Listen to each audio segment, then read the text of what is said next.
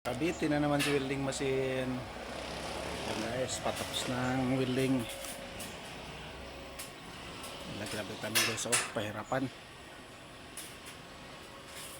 Ang tawag kasi dito, renovate Ayan na Pero kayang-kaya, hindi dayon nyo yan.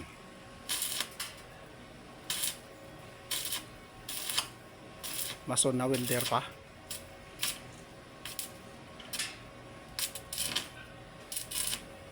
Huwag nang panood yung unang video natin guys, mababa pa yan siya. Ngayon tinaas na natin.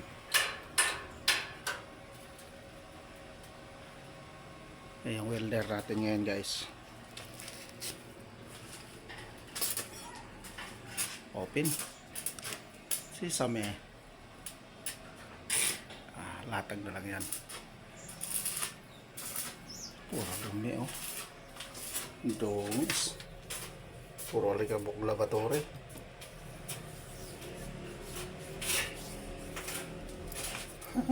Pati yung salamin. Alikabok.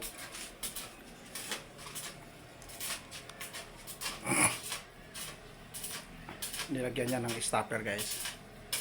Yung angle bar para hindi tangay ng hangin. Kaya matibay yan guys. Naka-welding nga yung angle bar sa tubular. Tapos patok ang parlina, welding sa tubular ang parlina, welding bar dito sa angle bar. Kaya duplicated yan. Kaya hindi yan basta-basta matatangay. Kaya lang ganyan guys dinugtungan natin yan kasi kinapos yung parlina. At wala ng parlina guys. Yan. Kaya diskarte lang na matapos.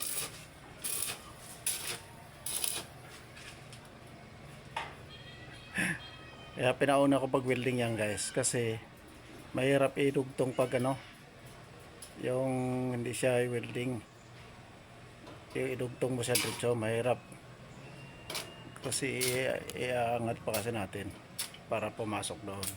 Kaya pinawilding ko na yung idudugtong para itong inanuhan niya pag angat niyan salpak, okay na, dugtong na, welding na. Uy, pangguluhan din. Yan lang guys, ito yung pinagkakabalahan natin ngayon guys. Yan, ganda ng luto tray burner.